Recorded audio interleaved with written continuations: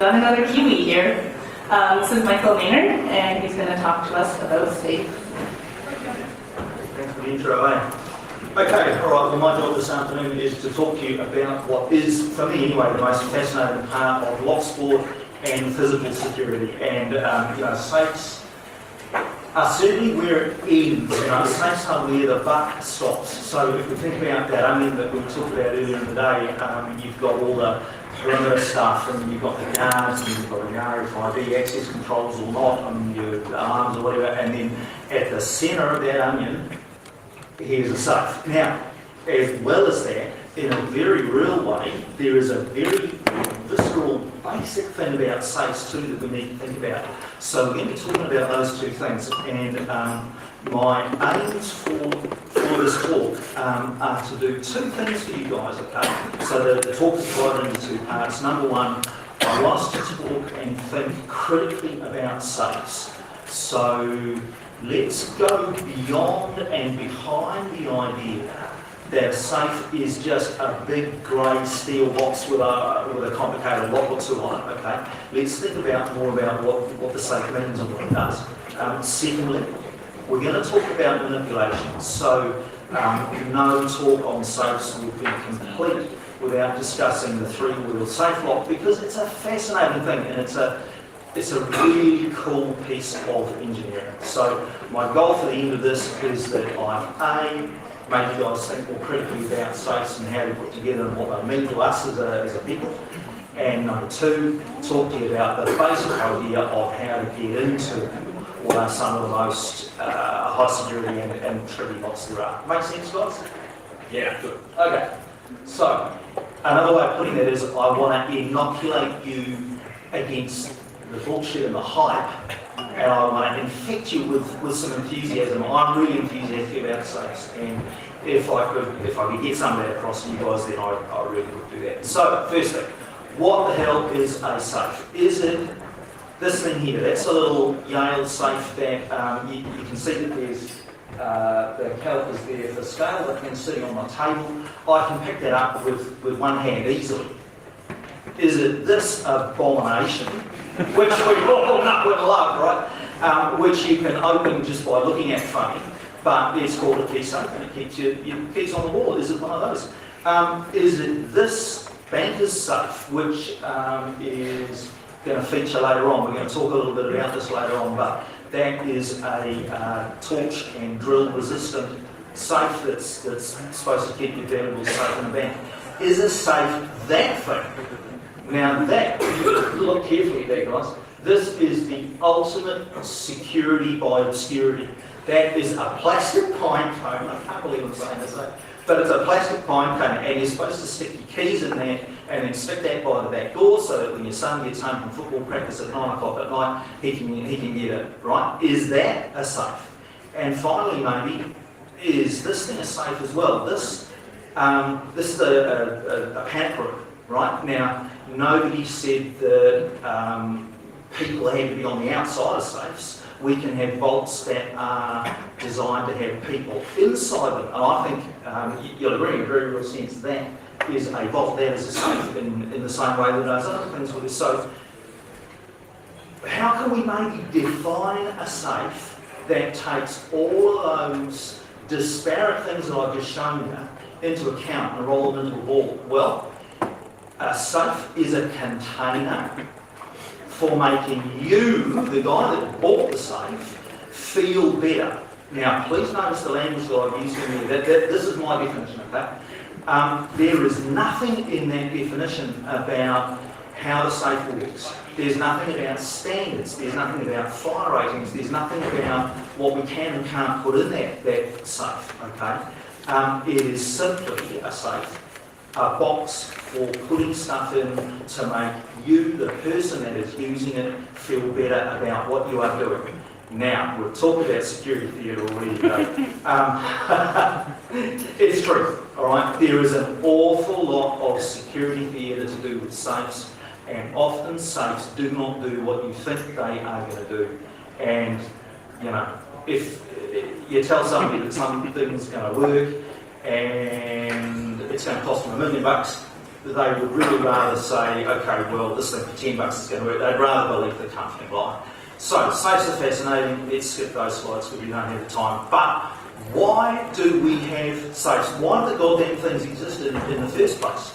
Well, all species, humans included, are protective of their resources. Now, this is pretty much one of the key points in the slide, guys, and I want to hammer this home. And to do that, I've got some humour. Now, this is going to make you remember, okay? So what we have here is Mr. Squirrel, and Mr. Squirrel has a little acorn here, he's got a little nut, okay? And here is a deer great St Bernard, and for reasons unexplained, they're all sitting in some guy's lounge room. Don't ask me how this bizarre thing could come together, okay, but it did. Now, this video should be embedded, and God willing, I can hit the play button and we can play it. Do I just... Yeah, here we go. Okay, so here's Mr. Squirrel.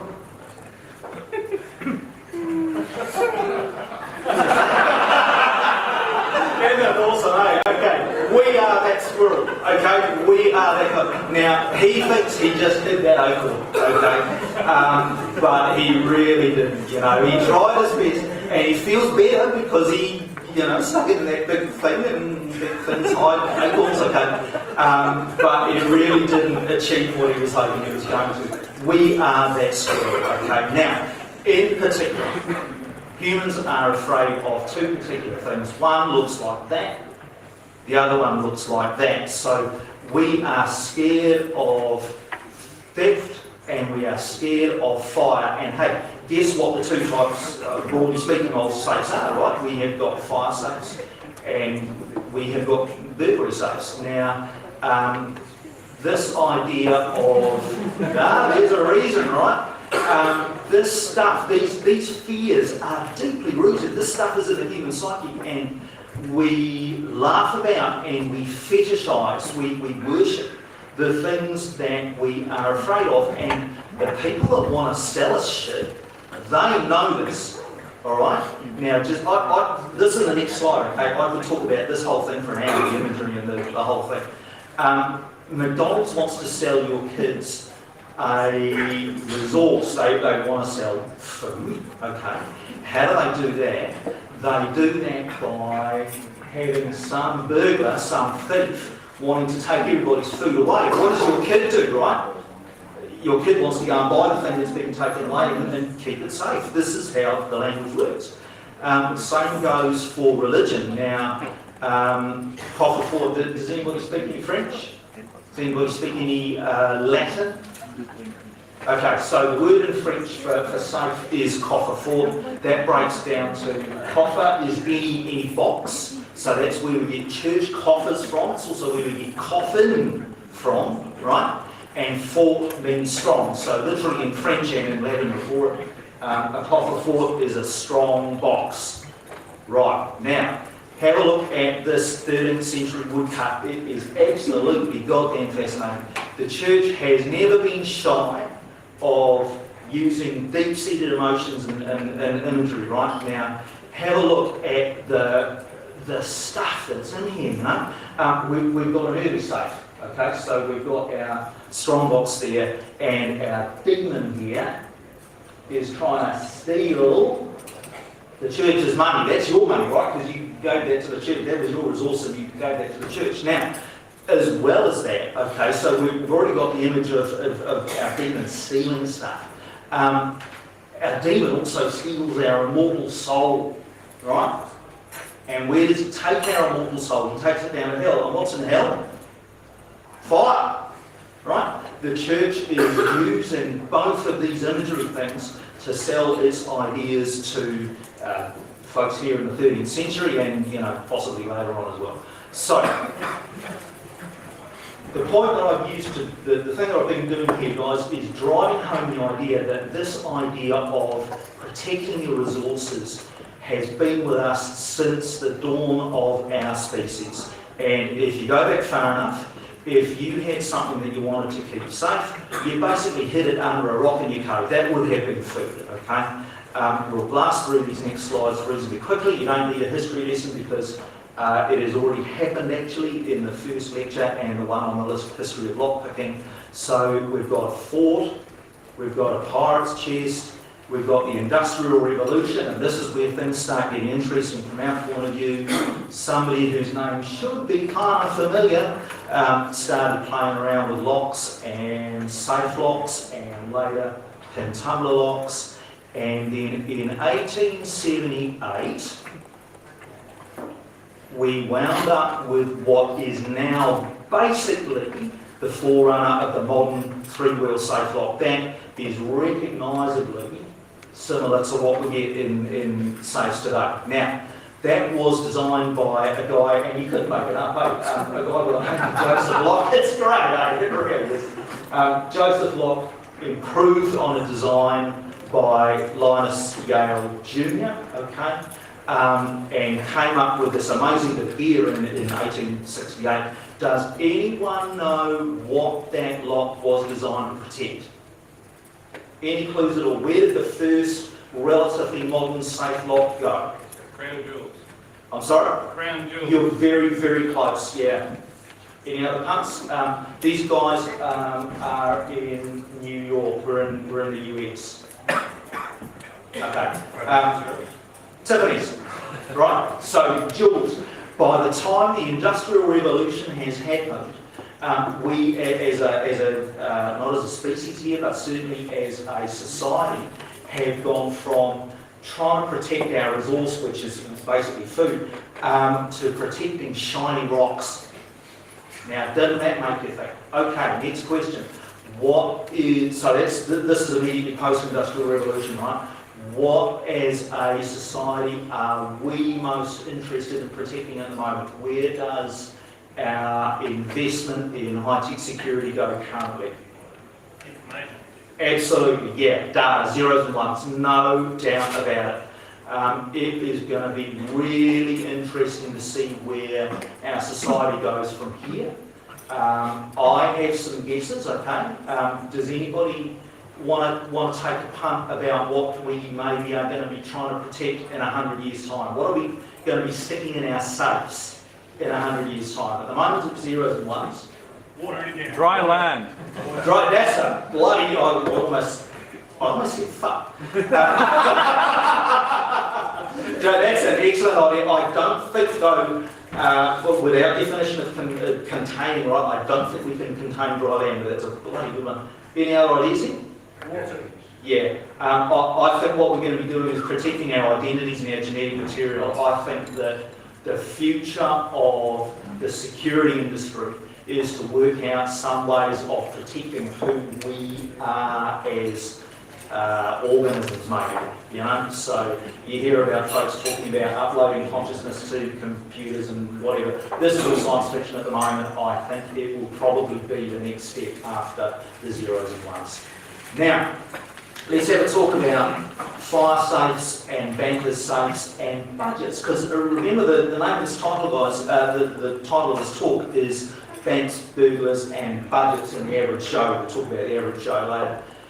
Now, the protection that you can give, whatever it is that you are trying to put in your safe, will be a compromise, really, between the amount of money that you can afford to spend and what it is that you're trying to protect your stuff from. So it is very much like cars. You can spend a shitload of money and get something that goes very fast. You can spend a little bit less money and get something very specific.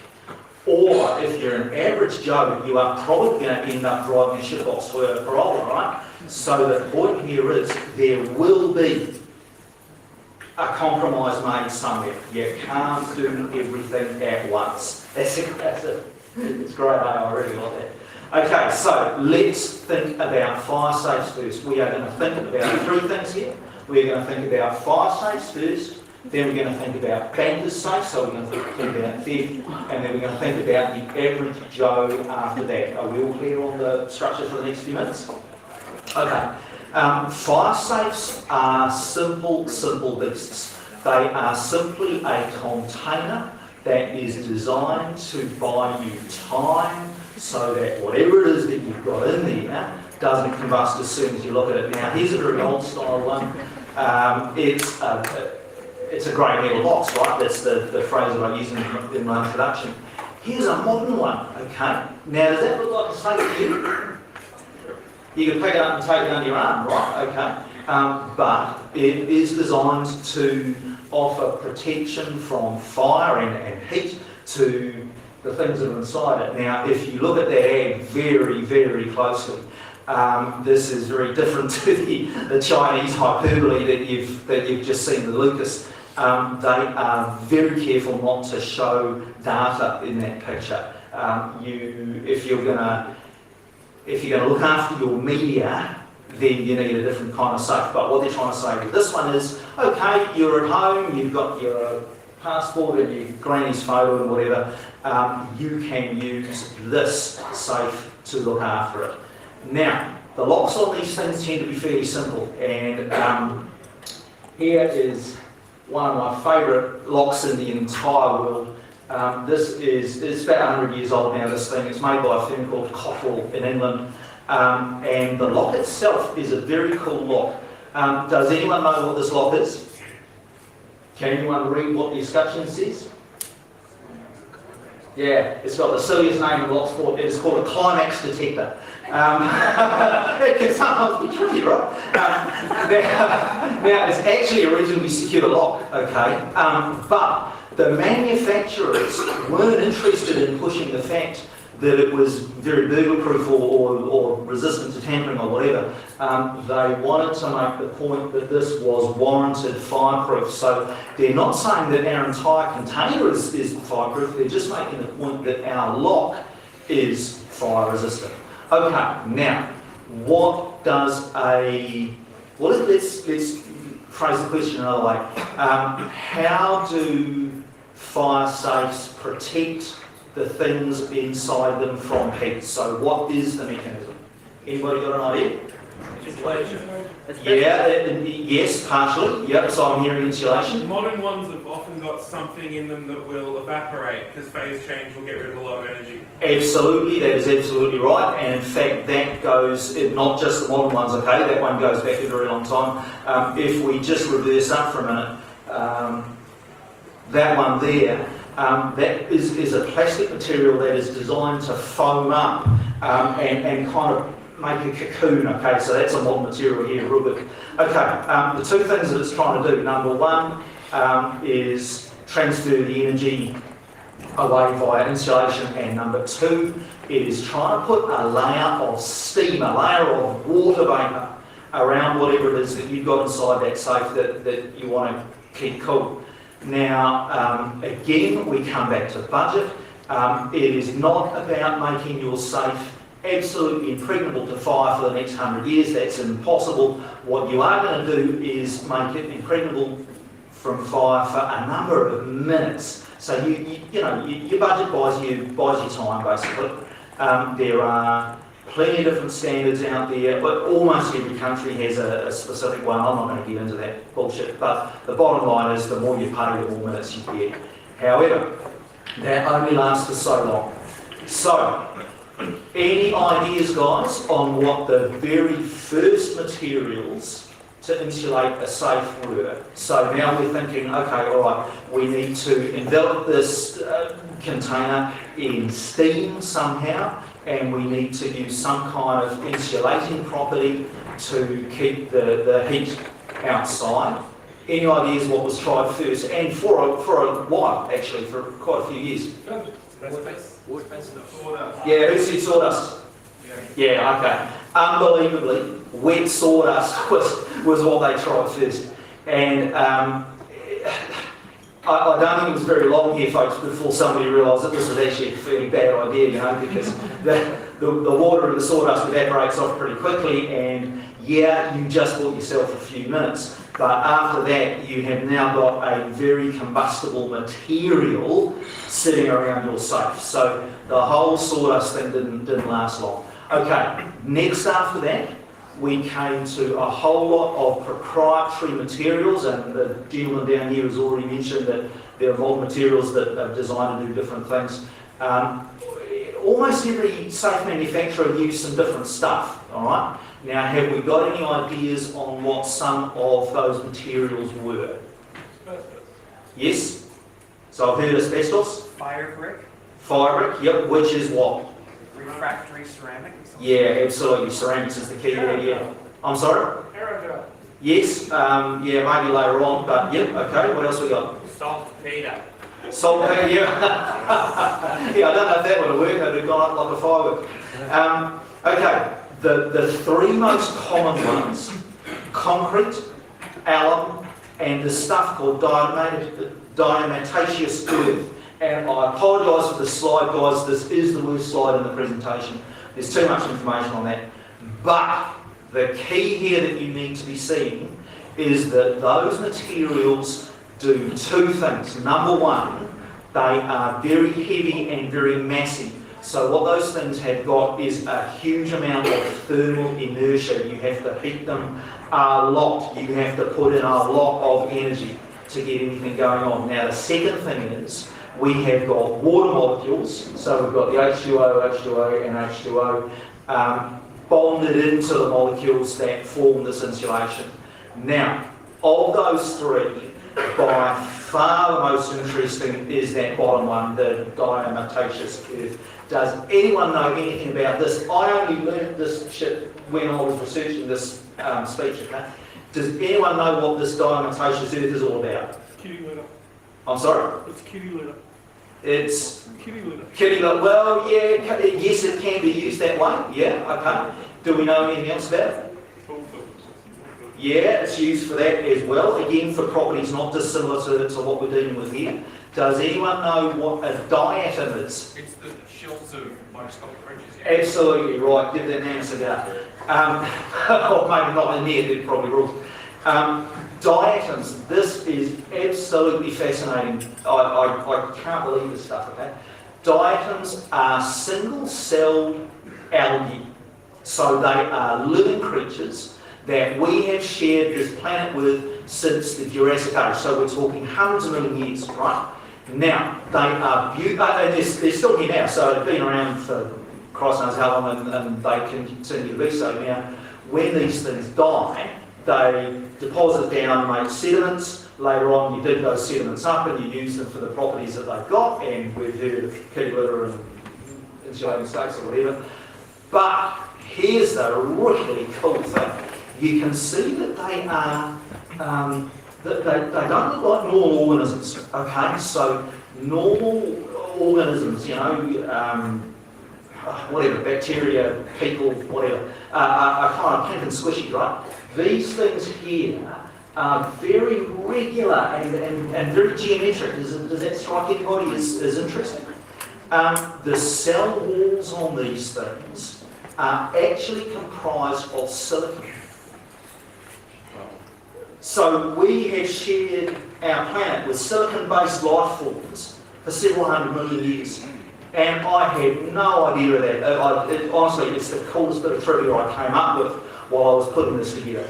Now, moving on from straight-out biology, an old fire safe will lose its insulating properties. So you see these things for sale in second-hand shops, you see them, you guys have Gumtree, we have Trade Me, whatever, but you see them for sale from time to time. Buying an old fire safe for anything other than decoration is probably a bad idea, because after a certain period of time, they basically become ovens, okay? And your stuff is offered no protection in them. All right, banker's safes. Banker's safes work on a slightly different principle. So we're not so worried about fire protection now. We have decided that, okay, we're going to make a compromise, and maybe we're not going to protect from fire so much, but we are going to protect against burglary. Now, that is a pretty typical vault door. So, I mean, it's pretty flash, right? There's lots of stuff going on, and it's obviously very massive, and it looks pretty imposing. But when we boil this all down, this is actually a fairly simple thing.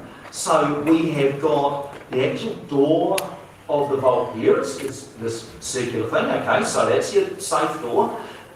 This massive structure here ain't nothing but a hinge, so that's not really doing terribly in the middle, here and here. Now, I would like you to know here, folks, that we're on the outside of the safe inside of those bolts, so they are, you know, reasonably easy to attack. And then we have got these wheels here, which are designed for moving the bolt work. So the business end of that banker's safe, that vault, is actually just that dial there and that one there. All of the locking cleverness, if you like, all of the locking mechanism is on that door anyway, just boils down to those two little dials, in the same way that that Chubb banker's safe I showed you earlier in my preamble is secured by those two dials as well, and we will talk more about that later. Now, let's have a talk about the bolt work itself. Folks are very intimidated by safes. So you look at a banker's safe in particular, and you imagine that the inside workings of this thing are very complex, and there's a shitload of stuff that you're never going to understand, and you know, it's all going to be a nightmare, okay? But the bolt work in a lot of ways is theatre. Now, it isn't all theatre, okay? The bolt work has a very specific job to do, and we'll talk about that in a minute. But the folks who build safes are not stupid. They build these things to last as long as they can and work as effectively as they can with a minimum of maintenance, right? You want to design something that's going to last and going to work, and you don't have to be out there servicing. And so the bolt work inside, the workings inside something like that or something like this, are as simple as they need to be to do the job. Now, did you hear the language I used there? It's as simple as it needs to be to do the job. Now, I would suggest that in this case, the job here is as much impressing, shall we say, the board of directors and Mrs. Smith, who uses this, as it is actually securing the door. Now, shall we think about what we're seeing here, guys?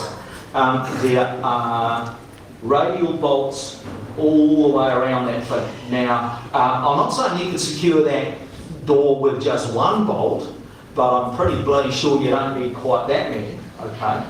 As well as that, we've got all this stuff around the edge of the doorway itself, so the implication there is that this is going to hermetically seal and, you know, be an impregnable fortress, all right? But just have a look at the sign above the door. I'm not sure whether you guys can read that at the distance that you are, but that says safe deposit, all right? So we haven't got the crown jewels in here. Okay.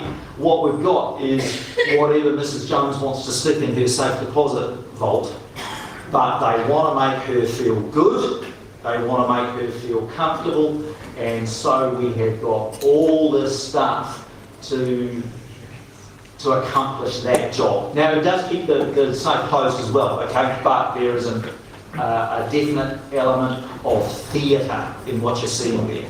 Now, following on from that, let's have a talk about this little safe here. There is a long story behind this safe. I bought this safe very cheaply indeed on TradeMe, so again that's the equivalent of Gumtree for you guys that live over here.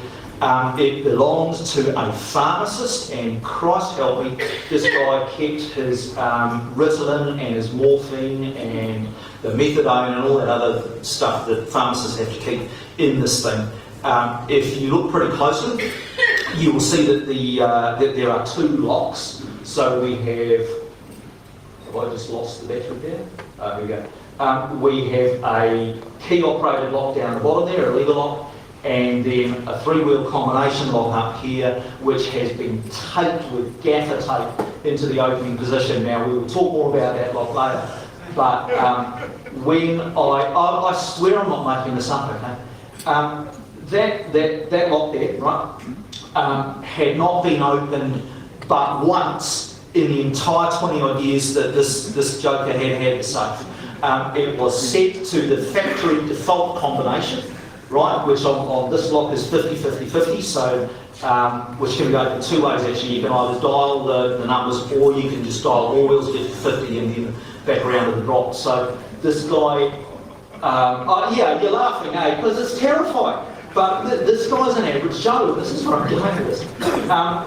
This guy didn't want to be asked dialing combinations and setting combinations and getting a locksmith in to change the combination and service it or whatever.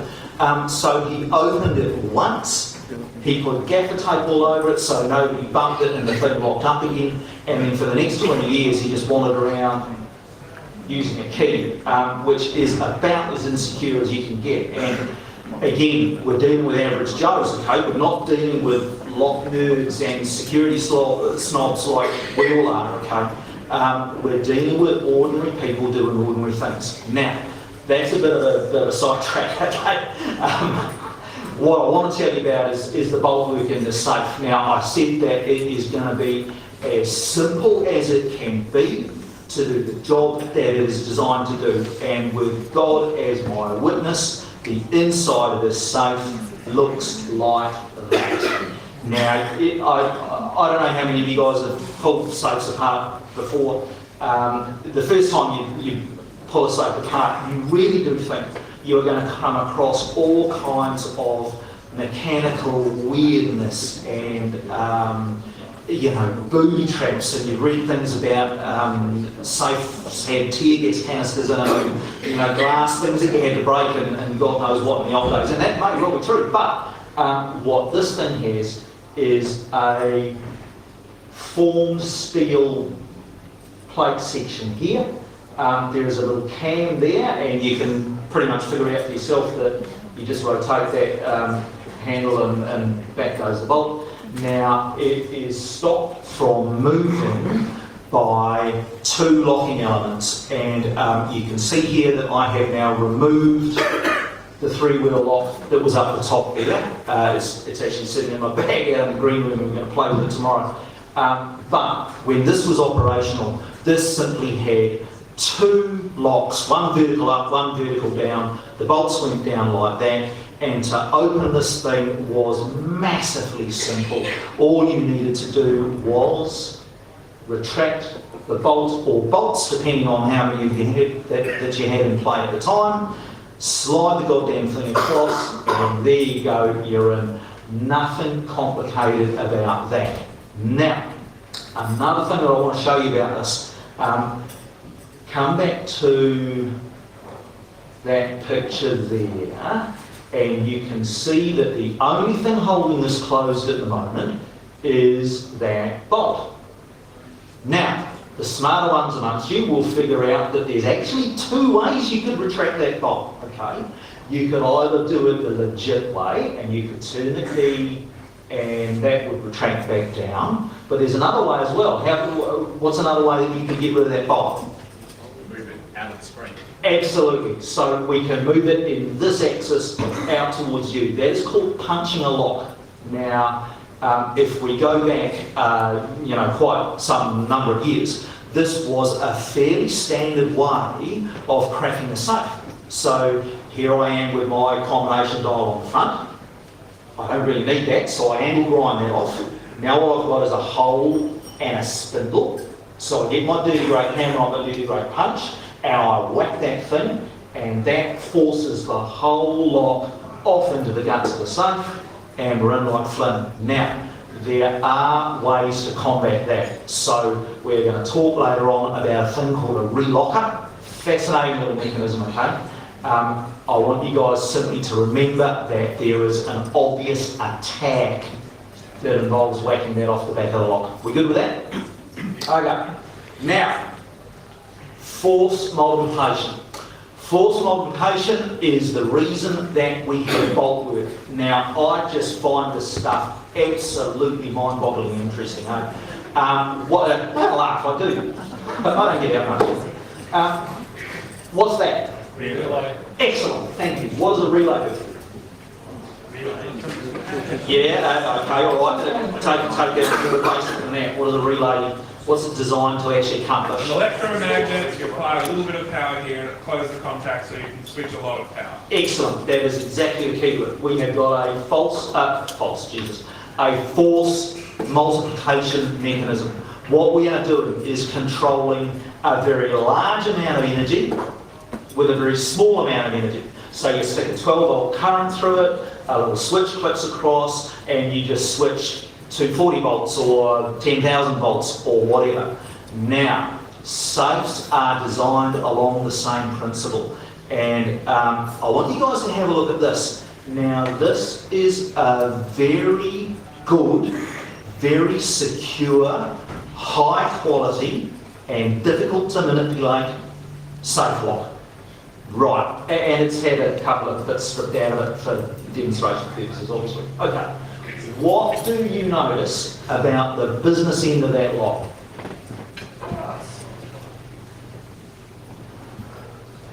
Tell me about these wheels. Yeah. Okay. Those wheels are made out of nylon. Those wheels are made out of plastic. Now, well, they're actually not that squishy. They're fairly hard, all right. But let's have a think about it, okay? If we wanted to get into the safe that this thing was locking up, we might need to use 5 kilos of high explosive. I don't know, pick it up, it doesn't really matter. We would need to use a shitload of energy to get into it. You with me so far? Right. On the other hand, what we've got actually locking that up is a tiny little mechanism here made out of plastic that really wouldn't kind of protect me from a bomb going off. So there's got to be something at work, okay? And what happens is the safe uses the principle of force multiplication to progressively make that lock and that safe more secure. So you control a large amount of energy via the bolt work, then via that bolt there, so we're getting smaller in energy now, by a little wee thing this big, which takes virtually no energy at all for you to dial the combination into. So how many joules of energy is it going to take you to dial 3 numbers, right? You're not going to lose weight doing it, okay? But that tiny amount of energy is switching, it's acting as a relay. All this other energy to protect you from whatever it is that you're trying to protect you from. So your budget buys you energy resistance. Your budget buys you time, and in this context, time and energy are synonymous. So the more you pay, the more energy resistant your safe is going to be, the longer it is going to take folks to get into it. Now I just need to say a couple more things about that to cover this off. Energy, generally when we're talking about safes, comes in 2 forms. One's heat and the other is mechanical deformation energy.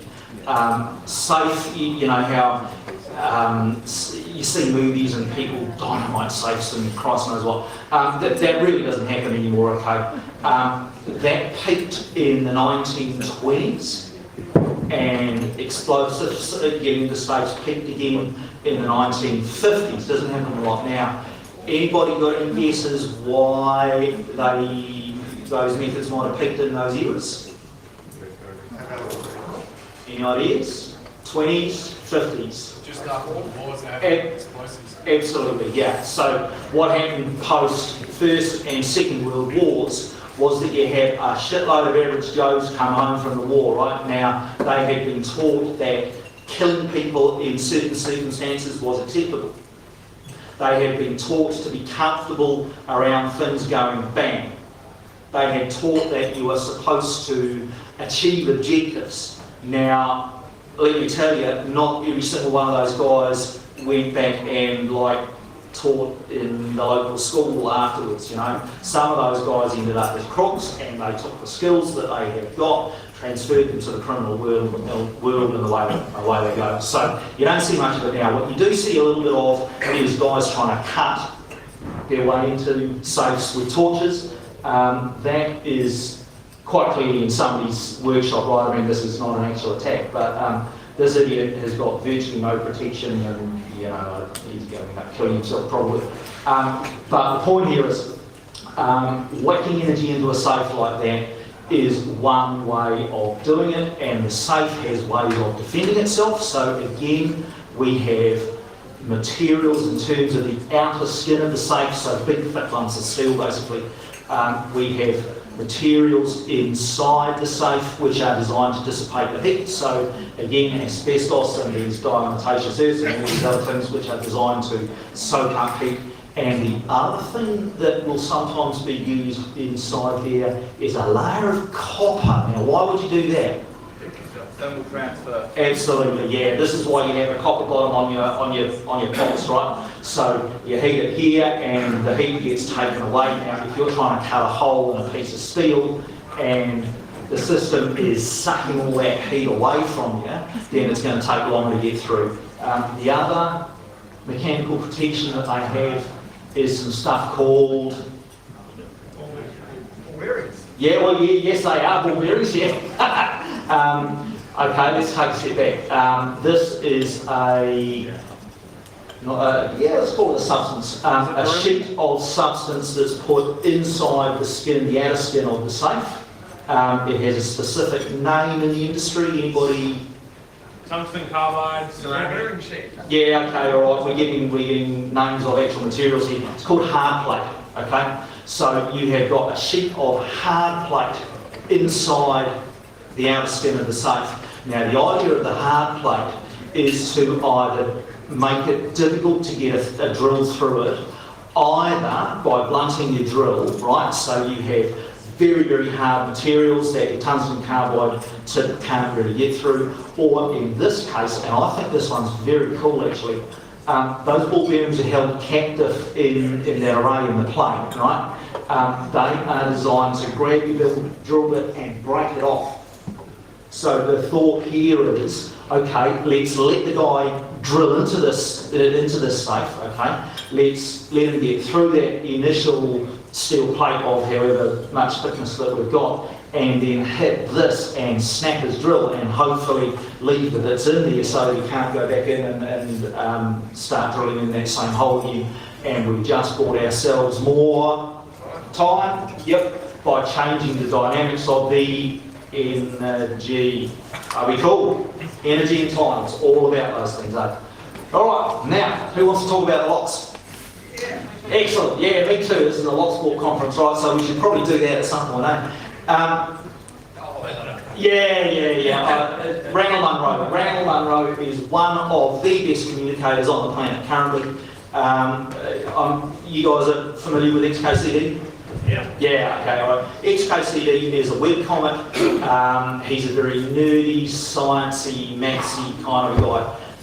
And he published a book for Christmas last year actually called The Thin Explainer, in which he explained difficult concepts simply. And the man is very, very good at it. Eh? Now, does anyone know what he called a lock? Shape joker. Yeah, absolutely. It's up there in black and white.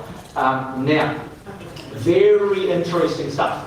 Randall Munro says, and I agree with him actually in terms of this type of lock, that a pin tumbler lock is a go, no-go mechanism to figure out whether you, the punter, are holding a thing of the right shape. It wants to know, have you got the shaped thing, all right? And it either works or it doesn't. Now, up to a point I agree with him. There are exploits and attacks and defeats for that mechanism, and you know, we're all sitting here because we know about those, okay? But in a lot of ways, the man's right. And certainly in terms of safe locks, given that we're not trying to pick the things, okay?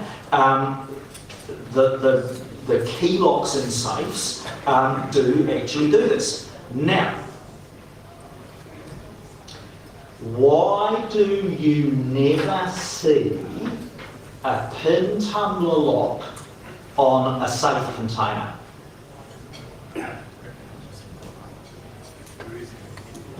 It is easy to manipulate, although let's be honest, we could make a more difficult one.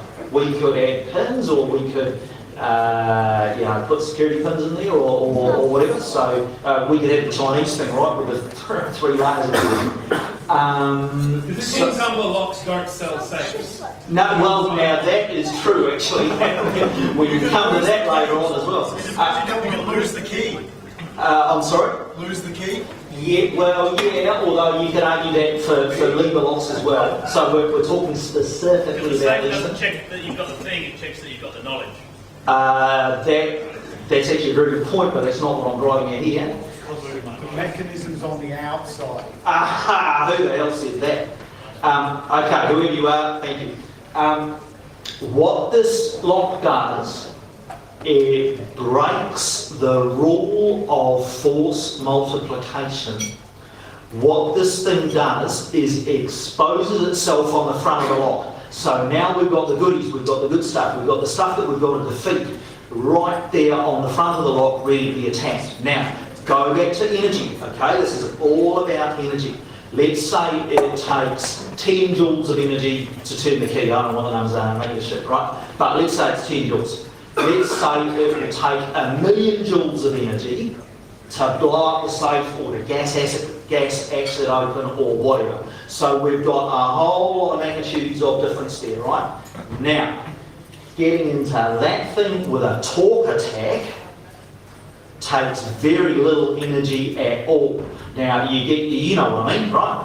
You sharpen an Allen key, you whack the shit out of that thing into the keyway, you get something that can apply torque, and you turn it, and all you needed to do there was shear 5 2mm pins, and you're in. Now, what sort of order of energy do you need to do that? Not much. Is it therefore very much useless in a safe context? No, it really isn't. So, what we do see on safes an awful lot are lever locks. Again, it has the downside that if you lose your key, you're stuffed, right? But they're very simple. The average Joe can wander around with his shape. Is that me, or is it something else? Something we did, not me. The average Joe can wander around with his shape, and the lock can check that shape, and he's going to get in happily. Lever locks are almost ubiquitous, all right? So this is, that one there actually is the one that you saw on that little chub safe of mine, and again this is sitting in the back, so if you guys want to play with this later on you can, but massively simple, alright? Really simple design. This, again, like I said, this pharmacist had had this thing 20 years, right, and that had never been serviced in its life. There wasn't a skerrick of lubrication on that. There were no stickers on there to say that somebody's looked at it and serviced it or whatever, and I will tell you now, that thing was absolutely as smooth as butter. Lovely design, and obeys the principles that we need it to obey. Alright, so let's have a think now about the combination locks. So we're not thinking now about keys, alright? We are thinking about our different kinds of locks. They're not really shape checkers, are they? Because we're not poking a shaped thing into it, okay? So they must be doing something else. Now, I'd like to offer a definition here. They are an entropy checker. What's entropy? Chaos, yeah, thank you, okay. What is the opposite of entropy? What's the opposite of chaos? Order. Right, okay. This, safe locks want to know, can you input a certain amount of order into the system? Now, it gets even more interesting than that. Yeah, I want you guys to think of safes as cars, right? It's bigger on the inside.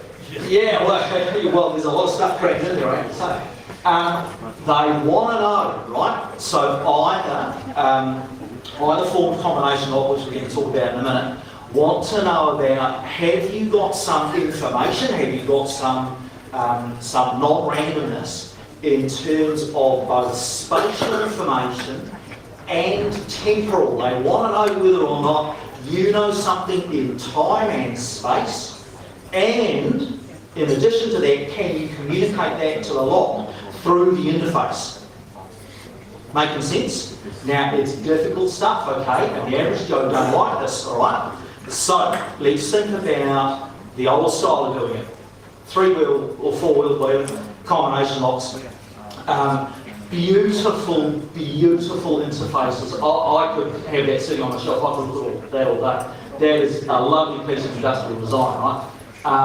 But fairly difficult for the average punter to use. So it's very it's very easy to misdial the number. It's very easy to get the number right, but so the spatial characteristic right, but the temporal dimension wrong. So you talk to safe technicians, and they will say that a reasonably common cause of a lockout is that some poor guy has dialed the right numbers into a safe, but he was all stressed at the time and he got the water wrong, right? So they got one part of the entropy right, but the other got it wrong. So almost universally now, on a new safe, you are going to see something like this. Now, much easier.